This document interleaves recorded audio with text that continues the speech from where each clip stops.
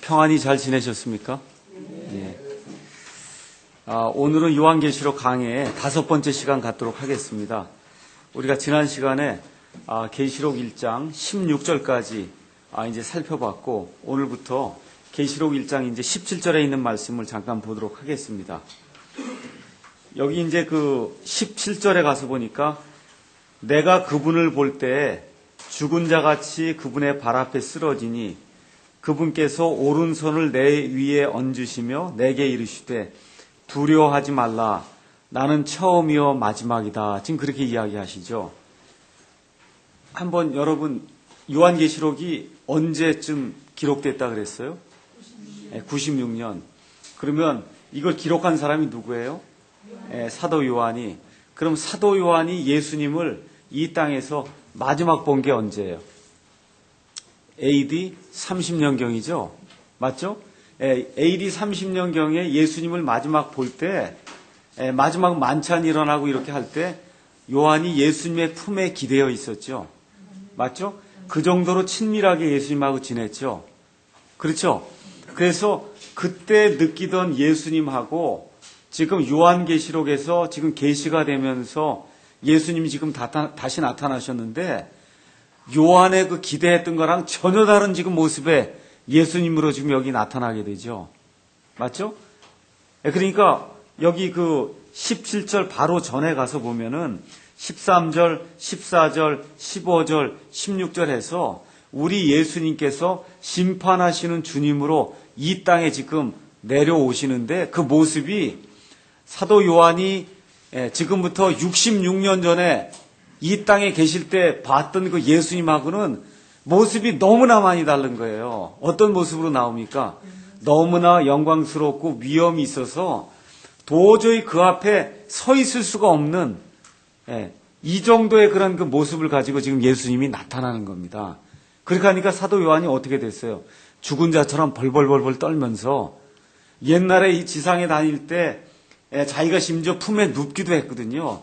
그런 예수님이 아니에요. 지금 여기 계시록에 나타나는 심판하는 지금 예수님으로 나타날 때는 완전히 다른 모습으로 위엄이 있고 영광이 있고 두려우신 그런 분으로 이렇게 나타나니까 요한이 지금 여기 가서 보니까 죽은 자처럼 그분의 발 앞에 쓰러졌다 지금 그렇게 기록하고 있습니다. 그러니까 저와 여러분이 예수님을 어떻게 생각하는지 모르겠지만 사도 요한도 아마 처음엔 그렇게 생각하지 않았을 거예요. 근데 실질적으로 예수님의 모습이 나타났는데 도저히 자기가 그 앞에 이렇게 맨정신으로 두 발 갖고 이렇게 제대로 쓸 수가 없는 그와 같은 상태로 돼버리고 말았다는 겁니다. 너무나 무서워갖고 그분의 발 앞에 쓰러지는 그와 같은 장면이 이제 나오죠.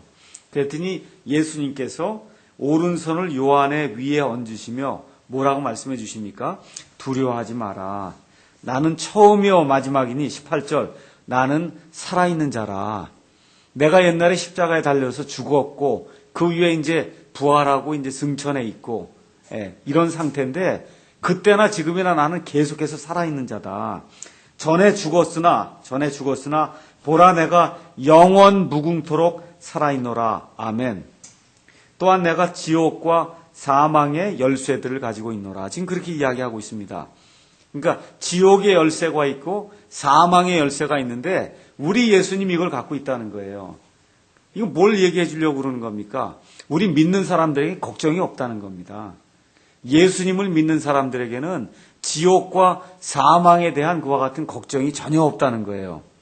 히브리서 2장 이거 그대로 접어놓으시고 왼쪽으로 쭉 옮겨서 히브리서 2장 14절 15절에 있는 말씀을 한번 보겠습니다. 예수님에 대해서 뭐라고 얘기하냐면 그런즉 자녀들은 살과 피에 함께 참여한 자들이므로 그분도 예수님도 마찬가지로 같은 것에 일부를 취하셨으니 이것은 그분께서 죽음을 통해 일부 뭘 취했습니까? 살만 취했습니다. 그분께서 죽음을 통해 죽음의 권능을 가진 자 곧 마귀를 멸하시고 또 죽음을 두려워하여 평생토록 속박에 얽매인 자들을 건져내려 하심이라. 그래서 예수님께서 죽으셨다가 다시 부활하심으로 말미암아 모든 사람들, 예수님을 믿는 모든 사람들이 이제 죽음의 속박에서 이제 벗어날 수 있게 그렇게 해주셨다. 그래서 걱정이 없다는 겁니다. 그래서 여기 계시록 1장 18절에는 우리 예수님이 지옥과 사망의 열쇠들을 가지고 계신 분으로 지금 나오고 있습니다. 1장 19절이 요한계시록에서 가장 중요한 구절 중에 하나라고 이야기했습니다. 거기 보니까 예수님이 뭐라고 말씀하시냐면 내가 본 것들과 지금 있는 것들과 이후에 있을 것들을 기록하라고 해서 요한계시록은 총 몇 장으로 구성이 되어 있어요? 22장으로 구성이 되어 있는데 그중에 내가 본 것, 과거에 있는 게 있고 지금 있는 것, 현재, 요한 당시에 현재에 있는 게 있고 그 다음에 앞으로 있을 것 해서 요한 이후에 있을 그와 같은 세 단원으로 분명하게 책이 구분이 되어 있다는 겁니다. 그러니까 요한이 본 게 어디에 기록되어 있냐면 1장에 기록되어 있고 그렇죠? 그 다음에 요한 당시에 있는 것이 2장과 3장에 기록되어 있고 그 다음에 4장부터 시작해서 22장까지가 이후에 있을 것들을 지금 기록하고 있는 겁니다. 이해하시겠죠? 자, 그럼 20절로 넘어가서 곧 그것이 무슨 내용이냐 하면 곧 내가 본 내 오른손에 있는 7별과 7금 등잔대의 신비라. 그러면서 또 예수님이 설명을 해주죠. 7별은 7교회의 천사들이요. 내가 본 7등잔대는 7교회니라. 그러니까 계시록에서 어렵게 되는 부분은 대부분 예수님이 설명을 해주십니다. 그래서 지금 여기 뭘 봤냐 하면은 예수님의 오른손에 7별과 7금 등잔대가 있다는 거예요. 근데 7별은 7교회의 천사, 곧 7교회를 위해서 심부름꾼 노릇을 하고 있는 그 목사들에 대한 그런 내용이고, 그 다음에 이 7금 등잔대는 7교회인데, 그게 지금 누구의 손 안에 있다는 겁니까? 예수님의 손 안에 있다는 거예요. 그러니까 목사든지 아니면 교회든지 바른 교회고 바른 목사면은 그게 다 예수님의 지금 손 안에 들려 있다는 겁니다. 그러니까 그리스도 중심의 교회, 또 그리스도 중심의 목사가 돼야 된다. 지금 성경이 그렇게 이야기를 하고 있는 거죠. 그 다음에 여기 보니까 신비라고 하는 말이 나오는데 신비는 하나님께서 가르쳐 주지 않으면 알 수 없는 그와 같은 일들을 성경은 신비라고 이야기합니다. 그래서 성경이 여러 가지 신비가 많이 나오는데 그 신비들의 대부분이 그리스도인들에게만 하나님께서 특별히 계시를 해주신 그와 같은 내용들이 됩니다. 자, 그래서 여기 가서 보면 별은 목사들, 천사들을 이제 가리킨다 얘기했는데 예를 들어 계시록 12장 4절 한번 가서 보시죠. 계시록 12장 4절에 가서 보니까 용이 이제 용 얘기가 나오는데 4절에 그의 꼬리가 하늘의 별들 중 3분의 1을 끌어다가 땅에 내던지더라. 그래서 지금 용이 하늘에서 이제 쫓겨나는 그러한 대목이 나오는데 쫓겨날 때 하늘에 있는 별들 중에 3분의 1을 데리고 하나님께 반역을 했다. 지금 그런 이야기거든요. 앞뒤 문맥상 여기 나오는 별은 천사를 가리킨다고 하는 거. 그걸 우리가 금방 알 수가 있습니다. 그래서 성경을 통해서 별이라고 하는 게 같은 영어로는 스타, 한국말로 별이지만 이게 앞뒤 문맥상 이렇게 천사가 될 때도 있고 또 여기 나와 있는 것처럼 목사가 될 때도 있고 그 용례마다 이것이 다른데 그 문맥을 보면 우리가 그것이 무엇인지 알 수 있다. 자, 그러면 계시록에 보니까 지금 여기에 7별, 7금 등잔대에서 7교회, 그 다음에 7천사에서 이게 계속해서 7이라고 하는 숫자가 굉장히 많이 나온다 그랬죠. 그래서 계시록에 나오는 7개가 계시록에는 7개가 7번 나옵니다. 7개가 7번. 그 내용을 잠깐만 제가 설명을 해드리겠습니다. 자, 거기 가서 보니까 7교회가 있는 거 아시죠? 이제 2장부터 나옵니다. 7교회. 그 다음에 7교회가 끝나고 난 다음에 7봉인 심판이 나오고 7 나팔 심판이 나오고 그러고 나서 7개의 인물이 나옵니다. 첫 번째, 태양을 옷으로 입고 있는 어떤 여인이 나옵니다. 12장에 가서 보면 거기에 용이라고 하는 그런 인물이 나오고 거기에 여인이 낳는 산의 아이라고 하는 그와 같은 인물이 나오고 미가엘 천사장이 나오고 유대인들의 남은 자들이 나오고 바다에서 나오는 짐승이 나옵니다. 그 다음에 땅에서 나오는 짐승이 있어요. 이렇게 7개 어떤 인물이 아니면 사람이 이제 나오게 됩니다. 그 다음에 7병의 심판이 있습니다. 우리 개혁성경엔 대접으로 되어 있는데 7대접의 심판에서 7개가 나오고 또 7심판이 나옵니다. 먼저 종교적 바빌론에 대한 심판, 상업적 바빌론에 대한 심판, 적그리스도와 거짓 대언자에 대한 심판, 그 다음에 기독교를 반대하는 그와 같은 민족들에 대한 심판, 곡과 마곡에 대한 심판, 사탄에 대한 심판, 그 다음에 이 아담의 때로부터 시작해서 맨 마지막에 흰 왕좌 심판이 일어날 때까지 이 세상에서 죽은 사람들 가운데 예수님을 믿지 않고 죽은 사람들, 이와 같은 사람들에 대한 그 심판에서 7개의 심판이 나오고 그 이후에 7개의 새 것이 나옵니다. 새 하늘, 새 땅, 새 도시, 새 민족들, 새로운 강, 새로운 나무, 그 다음에 새로운 왕좌 해서 이와 같은 내용들이 이 계시록에 계속해서 나옵니다. 그래서 계시록은 성경의 절정이라고 제가 말씀을 드렸죠. 그렇게 하다 보니까 7이라고 하는 숫자가 굉장히 많이 나옵니다. 성경에서 7은 항상 완전한 것, 완벽한 것을 가리키는 그와 같은 숫자거든요. 그래서 계시록에 이와 같은 것이 많이 나오는 걸 이렇게 보면서 정말 이 안에서 성경의 절정이 지금 이루어지고 있구나, 이런 사실을 저와 여러분이 기억하면 좋을 것 같습니다. 자, 이렇게 해서 이제 1장을 마치도록 하겠고요. 오늘부터 이제 2장을 들어가서 2장에 가면 이제 뭐가 나오는 겁니까? 7교회가 이제 나오기 시작하는 거예요. 그러니까 요한계시록 1장 19절에 내가 본 것들은 이미 다 했습니다. 1장에서. 맞죠?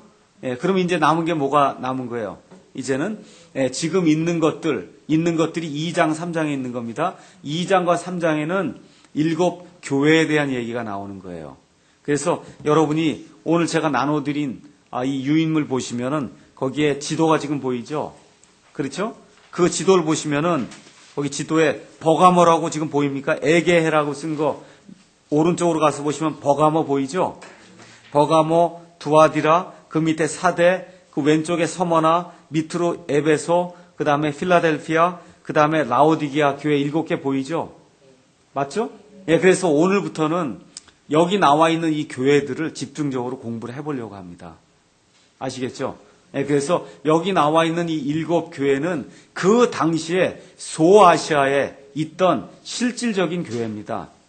또 그 교회는 그 이후로 지금까지 약 1900년 이상의 어떤 시간이 흘렀는데 그 시간 속에 교회가 여러 종류로 지금 많이 존재했습니다. 그렇게 여러 종류의 여러 개의 그런 교회들이 있는데 그 교회들이 이 7개 교회 중에 하나의 특성을 갖는다는 거예요. 또 한 교회 안에서도 시간의 흐름에 따라서 또 사람들이 어떠한 사람들이 모이냐에 따라서 그 7개 그 요소가 그 안에 들어있다는 겁니다.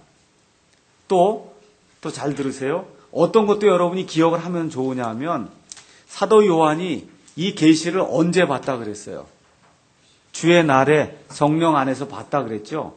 근데 그 주의 날이 주일, 일요일이 될 수도 있고 또 모두 될 수 있다 그랬어요. 주님의 날, 그래서 과거에 구약시대의 대언자들이 예언했던 크고 무서운 주의 날에 대한 거라고 얘기했죠. 그럼 크고 무서운 그 주의 날은 어떻게 구성이 되어 있다고 그랬어요? 첫 부분 약 7년 동안의 환란기가 있고 그 다음에 그게 끝난 다음에 1000년 동안의 천년왕국이 있는데 그래서 총 합쳐서 1007년 정도의 기간을 구약 성경에 나오는 주의 날이다. 그렇게 얘기한다 그랬죠. 맞죠? 그렇게 봤을 때 여기 지금 나오는 7개 그 교회는 지금 7개 교회가 끝난 다음에 뭐가 나오는 거예요? 환란기가 나오는 거죠. 환란기에 지금 들어가는 그런 교회가 나오기 때문에 여기 나와 있는 그 7개 교회는 환란기에 들어가고 있는 이와 같은 그러한 그 교회, 환란기가 바로 시작이 되기 전에 이 세상에 존재하고 있는 그와 같은 교회의 그러한 모습들을 가리키고 있지 않는가. 이렇게 우리가 봐도 상관이 없다는 겁니다. 근데 제일 중요한 건 뭐라고요? 그 당시에 사도 요한 당시에 실질적으로 소아시아 지방에 있던 실질적인 교회다. 그게 제일 중요한 포인트입니다. 자, 그러면 2장부터 이제 시작을 해서 첫 번째 나오는 교회가 뭐냐 하면은 에베소 교회예요. 에베소. 맞죠? 그래서 에베소 교회부터 시작해서 에베소, 그 다음에 사대, 해서 쭉 이제 교회가 이제 나오기 시작하는데 버가모에서 이제 교회가 나오기 시작합니다. 자, 그런데 여러분과 제가 꼭 기억해야 될 거는 여기 각 교회에 대해서 어느 교회에 보내는 편지다. 이제 이렇게 얘기를 한단 말이죠. 예를 들어 에베소 교회 천사에게 편지하라. 그래서 어디 교회 천사에게 편지하라고 하는 말이 먼저 나오고 그 다음에 어떤 모습이 나오냐면 그 편지를 보내는 주님의 모습이 각 교회마다 달리 나옵니다. 그러니까 교회에다 주고자 하는 메시지가 지금 다르기 때문에 주고자 하는 그 메시지가 다른 그 분의 모습이 달리 지금 표현이 되어 있어요. 그 다음에 또 가서 읽어보시면 우리 주님이 각 교회에 대해서 내가 이것을 안다라고 이야기합니다. 에베소 교회는 내가 이것을 알고 버가모 교회는 내가 이것을 알고 뭘 안다고 지금 얘기하십니다. 그 다음에 예수님께서 대부분의 교회에 대해서 책망할 것이 있다고 얘기해요. 아는 것도 이야기하시고 책망할 것도 이야기하시고 그 다음에 예수님이 대부분의 또 교회에 대해 뭐라고 얘기하냐? 회개하라고 얘기합니다. 칭찬도 있고 물론 회개하라고 이야기하죠. 회개하라고 이야기한 다음에 맨 마지막에 공통적으로 나오는 그 구절이 뭐냐면 귀 있는 자는 성령께서 교회에게 이야기하는 것을 들어라. 그렇게 얘기하죠. 맞죠? 예를 들어 2장 7절 한번 보겠습니다. 2장 7절. 귀 있는 자는 성령께서 에베소 교회라 그래요? 아니면 교회들에게라 그래요? 교회들에게 말씀하시는 것을 들을지어다. 그 앞부분 1절부터 6절은 어느 교회에 대한 거예요? 에베소 교회에 대한 건데 그게 에베소 교회에만 적용이 되는 게 아니라 뭐라고 얘기하는 거예요? 모든 교회들에 다 적용이 되는 말씀이다. 그러니까 맨 끝에 가서는 꼭 귀 있는 자는 성령께서 교회들에게 말씀하시는 것을 들을지어다. 지금 그렇게 이야기를 하고 있는 겁니다. 이해하시겠죠? 자, 이런 그 구조를 여러분과 제가 이해한 다음에 요 옆에 지도는 이제 나중에 한번 보자고 얘기를 하면 먼저 에베소를 한번 가서 보세요. 이 지도에서. 에베소 한번 찾아보세요. 보셨죠? 에베소에서 밑으로 조금 내려와서 왼쪽으로 꺾으면은 거기에 반모라고 하는 그러한 글자가 보입니까? 반모 보이세요? 반모 섬이 밀레도 앞에서 약 얼마쯤 떨어져 있냐면 50km 지금 떨어진데 가서 보시면 반모 섬이 있습니다. 그러니까 에베소는 밀레도에서 또 북쪽으로 한 50km, 60km 떨어져 있고 맞죠? 밀레도 앞에서 서쪽으로 남쪽으로 해서 약 50km 떨어지면 거기에 반모섬이 있어요. 원래 지금 사도 요한이 어디에 있었냐 하면 에베소 교회에 있었거든요. 에베소 교회 장로로 있었는데 유배를 갔어요. 어디로 유배를 갔다는 거예요? 반모섬으로 지금 유배를 가서 주의 날에 하나님의 영 안에서 이 계시를 지금 보게 된 겁니다. 이해하시겠죠? 그래서 에베소를 먼저 기억을 하시고 그 다음 장으로 이제 넘어가겠습니다.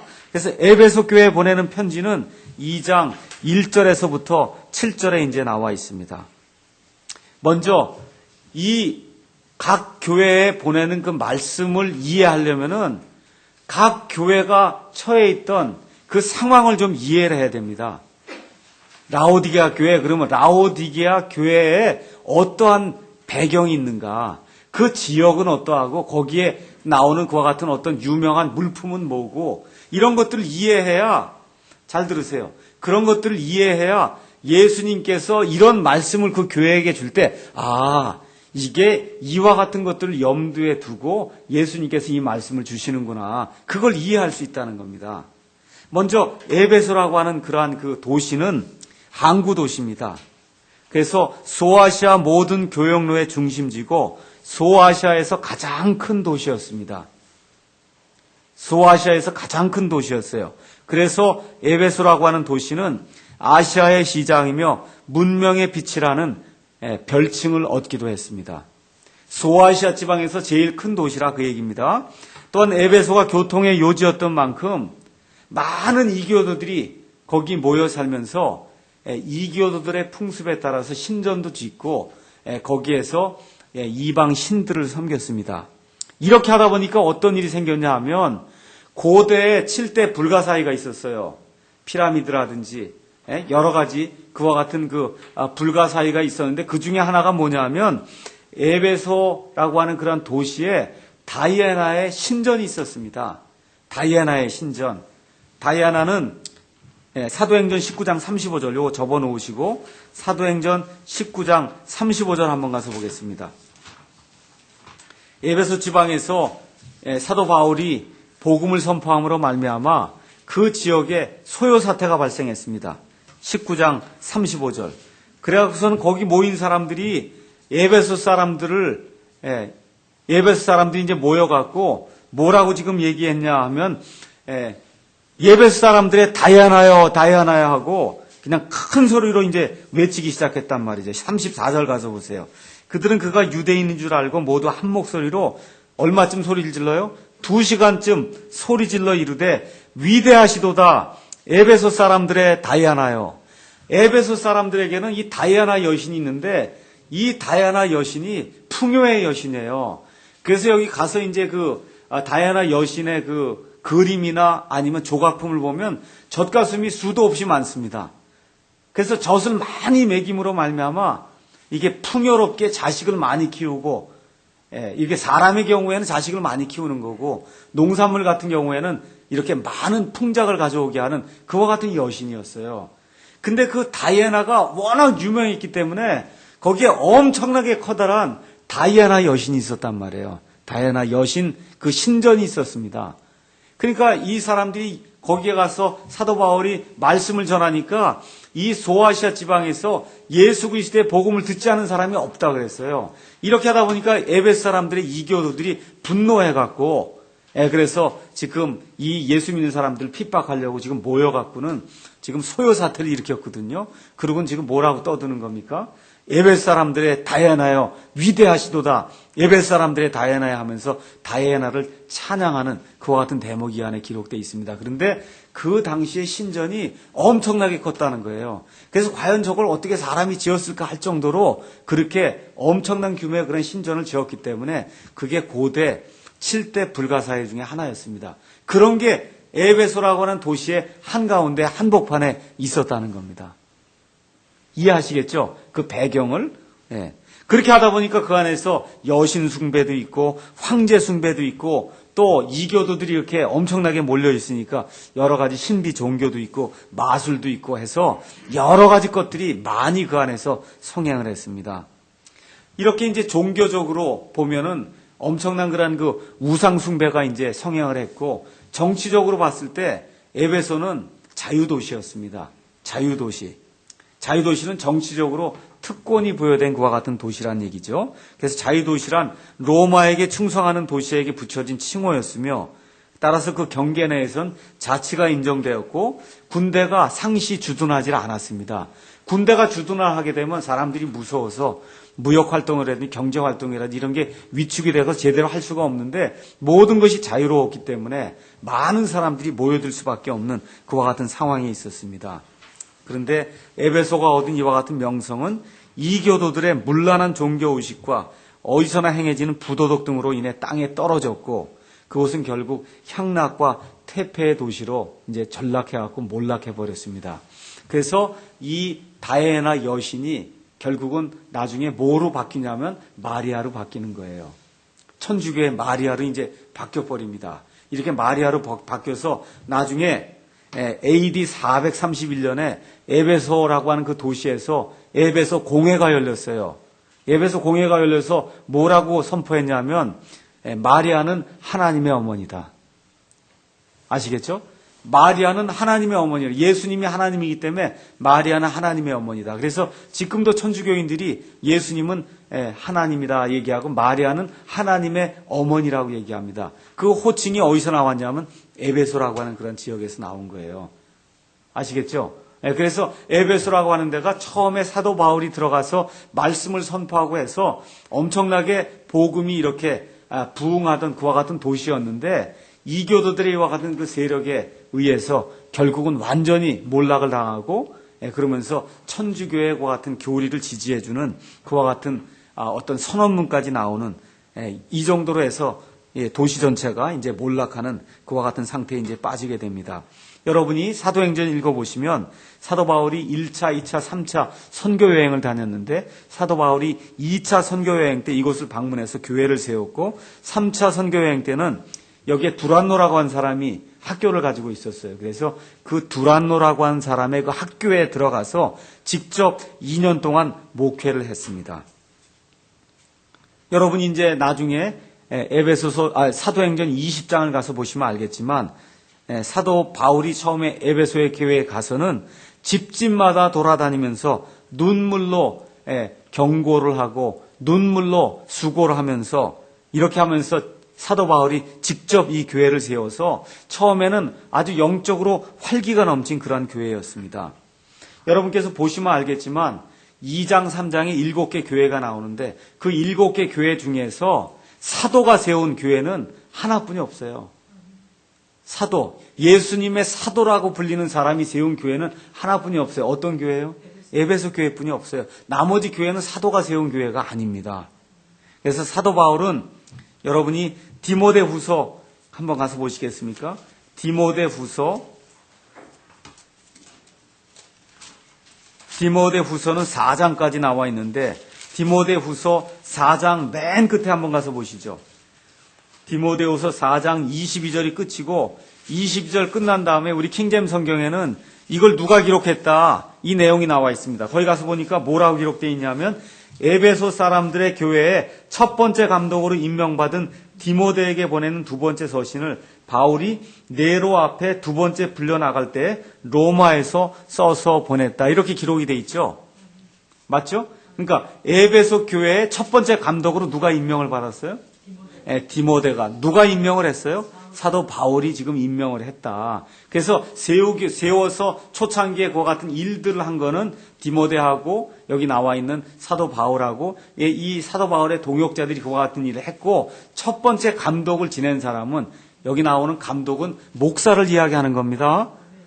뭐 이렇게 감리교나 이런데 여러 목사들이 있는데 그 중에 하나를 뽑아갖고 전체 목사를 다스리는 그런 감독이 아니고 각각의 개교회를 다스리는 그와 같은 사람을 지금 감독이라고 이야기합니다. 지금식으로 얘기하면 목사를 이야기하는 겁니다. 그래서 에베소 교회의 첫 번째 목사는 디모데였다. 그 내용을 우리가 이걸 통해서 이제 알 수가 있습니다. 자, 그래서 또 사도 바울이 옥에 갇혔을 때 기록한 그와 같은 편지를 옥중서신이라 그러죠. 그런 얘기 알아요? 옥중서신. 옥중서신에 어떤 것이 있습니까? 에베소서, 그렇죠? 빌립보서, 골로새서 이와 같은 것도 우리가 옥중서신이라고 얘기해요.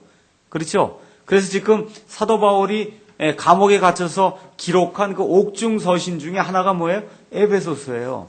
에베소서에서 하나님의 은혜와 하나님의 신비와 그 다음에 교회의 신비와 그렇죠? 이런 모든 것이 에베소서에 아주 풍성하게 관한 기록이 되어 있습니다. 근데 그걸 누구에게 보낸 거예요? 에베소 사람들의 교회에 보낸 거예요. 그러니까 에베소 교회가 얼마나 영적으로 풍성한 교회였는가 여러분 이와 같은 사건들을 통해서 또 편지를 통해서 알 수 있겠죠. 누가 첫 번째 목사였다고요? 디모데가 첫 번째 목사였으니까 여러분 한번 디모데가 이 교회의 첫 번째 목사라고 생각하면 이 교회가 영적으로 얼마나 풍성한 그런 교회겠어요. 한번 생각을 해보세요. 또 누가 세웠어요? 사도 바울이. 물론 그 전에 교회가 있었을 수도 있습니다. 근데 거기 가서 사도 바울이 들어가서 힘을 합쳐갖고 교회를 크게 세웠을 수도 있거든요. 근데 어쨌든 사도 바울이 직접 두란노 학교에서 2년 동안을 가르쳤다고 하니까 사도 바울이 그걸 가르칠 때 그 앞에 가서 무릎 꿇고 앉아서 들었으면 얼마나 기가 막혔겠습니까? 그렇죠? 그러니까 그렇게 멋있는 그런 교회였어요. 사도 바울이 에베소서라고 하는 그런 멋있는 그와 같은 그 서신서를 이렇게 기록을 해주고 참 처음에 좋았습니다. 근데 나중에 가서 보니까 뭐라 그래요? 첫사랑을 잃어버렸다 그러죠. 그렇죠? 이 교회의 특징이 그거예요. 처음 사랑을 잃어버렸다는 거예요. 이 교회의 특징이. 자, 그 다음에 또 누가 에베소에 있었냐 하면 유세비우스라고 하는 역사가는 사도 요한이 말년에 자기의 생애를 에베소에서 보냈다 그럽니다. 그러니까 에베소에서 보냈다. 그렇게 지금 기록을 하고 있습니다. 그래서 여러분이 사도행전 18장 19절 또 19장 17절 이런 데 가서 보시면 에베소 안에 유대인들이 굉장히 많이 있었다고 하는 사실을 알 수 있고 거기 유대인들의 회당이 있었다는 사실도 알 수가 있습니다. 그래서 사도 바울은 2차 선교여행에서 돌아오는 길에 여기에 들려서 얼마 동안 이제 선교하다가 브리스길라와 아굴라를 남겨두고 이제 떠나는 그와 같은 대목이 사도행전 18장 21절에 이제 나와 있고요. 아까 말씀드렸듯이 3차 선교여행 때는 거길 들려 2년 이상 체제하면서 열심히 전도하고 그랬더니 그 결과 아시아에 살고 있던 유대인과 그리스인이 모두 주님의 말씀을 들었다. 이렇게 기록이 되어 있습니다. 한번 가서 보겠습니다. 사도행전 19장 10절 한번 가서 보시죠. 사도행전 19장 10절 한번 가서 보시죠. 사도행전 19절 가서 보니까 이 일이 2해 동안 계속해서 이루어지므로 아시아에 거하던 사람들은 유대인이나 그리스인이나 할 거 없이 다 주 예수님의 말씀을 들었다는 겁니다. 이게 얼마나 기가 막힌 얘기예요. 2년 동안 여기 그 9절에 가서 보면 두란노라고 하는 사람의 학교에서 날마다 강론을 했는데 이렇게 강론을 한 거예요. 이렇게 우리가 모여서 하듯이 성경 강해를 한 겁니다. 이렇게 강해를 했더니 소아시아 지방에 살고 있던 유대인이나 그리스인이나 할 것 없이 모든 사람이 다 주님의 말씀을 들었다는 겁니다. 이런 엄청난 일이 그 에베소에서 처음에 일어났다는 거죠. 자, 그래서 오늘은 이 에베소 교회에 보내는 그 편지를 보면서 먼저 에베소 교회에 대한 그와 같은 배경을 좀 살펴봤습니다. 이쯤 하면 에베소 교회가 어떤 데다 여러분 이해하셨겠죠? 네, 자, 그러면 이런 상태에서 2장 1절 한번 들어가 보겠습니다. 에베소 교회에 천사에게 편지하라. 천사는 제가 말씀을 드렸죠. 원래는 유대인들의 회당의 그 치리자를 천사라고 불렀어요. 우린 그걸 지금 천사라고 번역을 했는데 원래 뜻은 뭐라고요? 심부름꾼, 사자 그런 뜻입니다.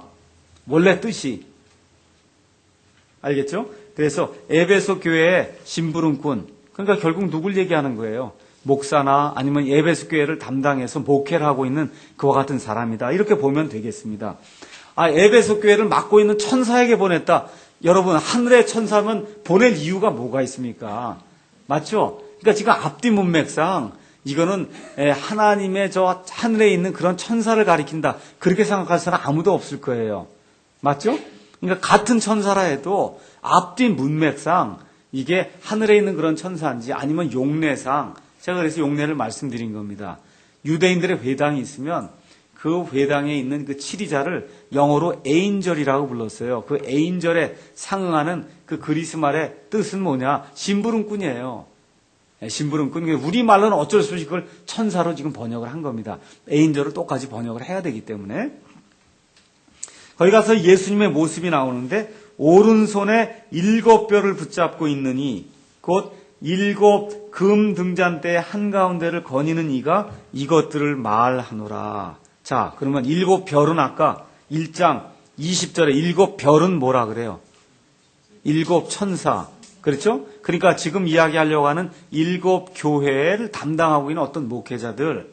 맞죠? 그 다음에 금 등잔대는 뭐라 그랬어요? 교회라고 얘기했죠? 근데 지금 여기 가서 보니까 뭐라 그랬어요? 예수님의 그 오른손에 7별이 있고 예수님의 오른손에 7 교회가 있다는 거예요. 맞죠? 그러니까 다시 말씀드려서 예수님의 오른손에 목사들이 있고 예수님의 오른손에 7 교회가 있다는 거예요. 그러니까 다시 말씀드려서 예수님의 교회라고 하면 예수님의 장 중에 지금 들어있다는 겁니다. 예수님의 손 안에 지금 들어있다는 거예요. 그러니까 이 에베소 교회에 들어가는 예수님은 교회의 시작이 되시는 분, 교회의 기초가 되시는 분, 교회의 중심이 되시는 분, 교회의 머리가 되시는 분이다. 그래서 우리 다 같이 한번 성경 말씀을 찾아보겠습니다. 성경 말씀 가셔서 마태복음 16장 18절 우리가 다 아는 내용이지만 그래도 일단 성경을 찾아서 한번 살펴보도록 하겠습니다. 16장 18절에 있는 말씀입니다. 시몬 베드로가 주는 그리스도시여 살아계신 하나님의 아들이십니다. 이렇게 고백을 했더니 예수님께서 18절에 또 내가 네게 이르노니 너는 베드로라 이 반석 위에 내가 내 교회를 세우리니 지옥의 문들이 그것을 이기지 못하리라. 음부의 권세가 아니고 지옥의 문들이 그것을 이기지 못한다. 그러니까 이 땅에 존재하는 모든 교회는 누구의 교회가 되어야 됩니까? 누구의 교회? 예, 성령님의 교회? 어느 면에서 성령님도 하나님이고 예수님도 하나님이고 아버지 하나님도 하나님이라고 얘기하면 그런 의미에서는 성령님의 교회 오케이, 맞아요. 그렇지만 성경에서 얘기하는 교회는 예수님의 교회입니다. 예수님이 머리 되시고 예수님이 세우시고, 맞죠? 예수님이 중심이 되시고 예수님이 기초가 되는 그 교회가 성경에서 이야기하는 바른 교회입니다. 그러니까 우리가 교회 안에서 누구를 높여야 돼요? 예수님을 높여야 돼요. 성령을 높이면 안 돼요. 성령은 어떤 일을 하세요? 예수님에 대해서 보여주시고 예수님이 하신 말씀들을 기억나게 하시지 성령님이 직접 영광을 취하는 일은 교회에 없습니다. 이해하시겠죠? 그래서 예수님 중심의 그런 교회가 되어야 된다. 그래서 예수님이 지금 에베소 교회에 나타나셔갖고 뭐라고 얘기하는 거예요? 내가 교회의 중심이다. 지금 그 얘기를 하는 거예요. 내가 교회의 중심이다. 교회의 중심인 내가 지금 너희에게 이와 같이 말한다. 지금 그렇게 이야기를 하고 있는 겁니다. 자, 그래서 이 에베소 교회의 특징을 이제 가서 보니까 특징이 2절, 3절에 이제 나옵니다. 우리 에베소 교회 그러면 항상 생각하는 게 뭐예요? 첫사랑을 잃어버린 교회. 첫사랑을 잃어버리면 그 좋은 겁니까? 나쁜 겁니까? 나쁜 거죠. 그러니까 에베소 교회는 나쁜 교회인가 보다. 이렇게 그 부정적인 인상을 가지고 있거든요.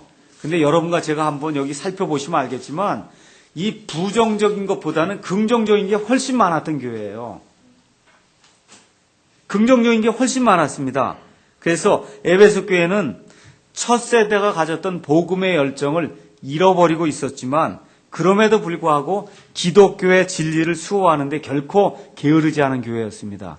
우리 한국 교회도 지금 에베소 교회하고 거의 비슷하거든요. 처음에 복음이 들어와서 가난하고 못 살고 할 때 그 성도들이 열심히 기도하고 사랑하고 하던 그와 같은 그 첫사랑이 있었는데 지금 그 첫사랑을 가지고 있는 교회가 거의 없어요. 첫사랑을 지금 잃어버렸습니다. 그렇게 하다 보니까 세상의 모든 풍조를 따라서 락 음악도 들어오고 교회에서 댄스도 하고 뭐 교회에서 뭐 별거 다 해요. 지금 가서 보니까 제가 사는 동네에서는 교회에서 요가도 가르치더라고요. 교회 건물 안에서. 지금 뭐 이게 좋은 건지 나쁜 건지 거룩한 건지 거룩하지 않은 건지 이런 것 자체가 구별이 안 되는 시대입니다.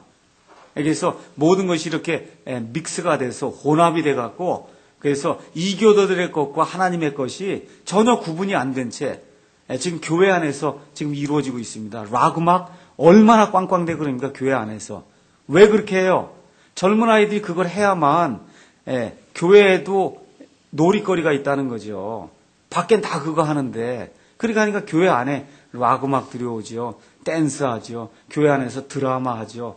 이런 모든 것들이 첫사랑을 잃어버렸기 때문에 그러니까 교회가 복음이 없으니까 복음 이외에 다른 것들로 자꾸 무언가를 대체하려고 지금 노력을 하다 보니까 이와 같은 일이 이제 발생을 하는 겁니다. 자, 2장 2절에 이제 에베소 교회의 이제 특징에 대해서 이제 나오는 첫 번째가 믿음과 행위가 일치하는 교회다. 예수님이 뭐라고 말씀하시냐면 내가 내 행위를 안다. 행위 영어로 가서 보니까 뭐로 돼 있냐면 works로 돼 있어요. 내가 내 일들을 안다는 거예요. 내가 지금까지 하고 있는 그 일들을 안다. 물론 우리말로는 이제 행위라고 이제 번역을 했는데 원래 뜻은 일이라는 얘기예요. 에베소 교회가 많은 일을 했다는 겁니다. 우리 한번 데살로니가전서 1장 3절 한번 가서 보시죠. 데살로니가전서 1장 3절에 가서 보면은